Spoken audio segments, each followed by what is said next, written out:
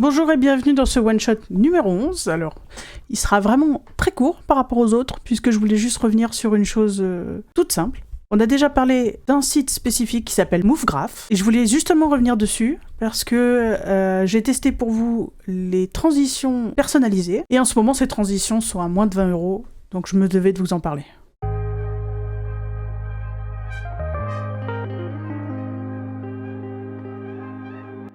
On va aller directement sur le site, on voit ça ensemble. Alors il suffit juste d'aller sur Stinger Transition, pardon si je le prononce mal.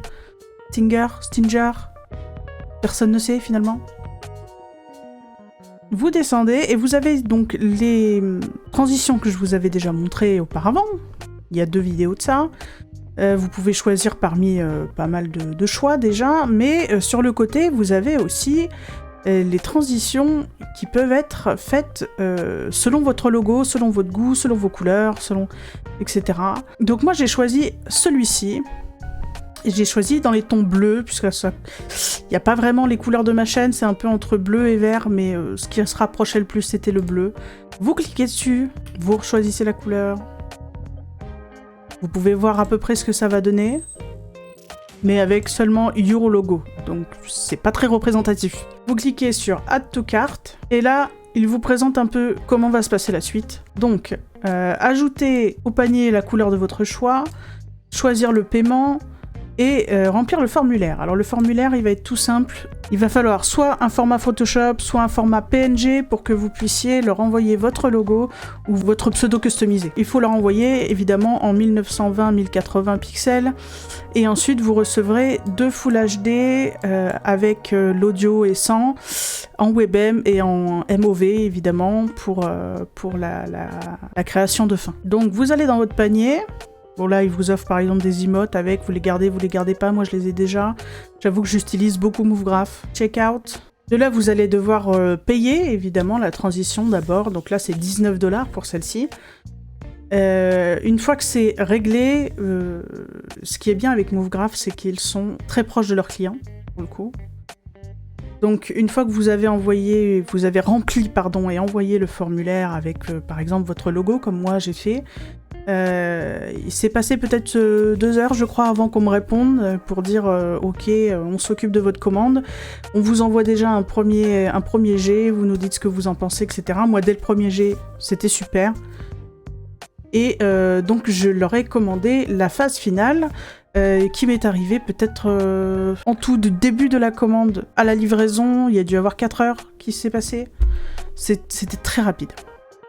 Alors j'ai parlé en anglais, j'ai parlé en français, on m'a répondu un peu en français, un peu en anglais, du très bon français, donc j'imagine que vous pouvez de toute façon leur parler en français, et ils vous répondront en français. C'est une habitude que j'ai sur ce genre de site anglophone de leur parler en anglais, mais vous pouvez évidemment leur parler en français.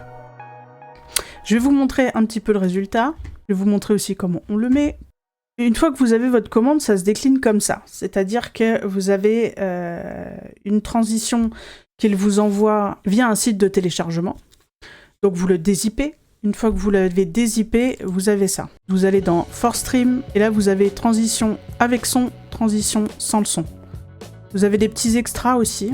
Vous mettez directement votre logo de plusieurs façons. Le fond aussi qui sert de transition. Nous on va s'occuper de ce qu'il y a dans Force Stream et le petit JPEG qui est là. On va l'ouvrir, et là il vous explique simplement comment le mettre autant sur Streamlabs OBS que sur OBS lui-même. Donc moi je vais vous montrer rapidement dans OBS. Alors évidemment vous allez voir en plusieurs, c'est normal. Vous allez dans Transition de scène, vous appuyez sur le plus, Stinger, je ne sais toujours pas le prononcer. Vous me direz en commentaire. Ok, vous faites parcourir. Vous allez changer, donc vous allez rechercher votre fichier donc avec audio ou sans audio. Moi je préfère sans audio pour ma part.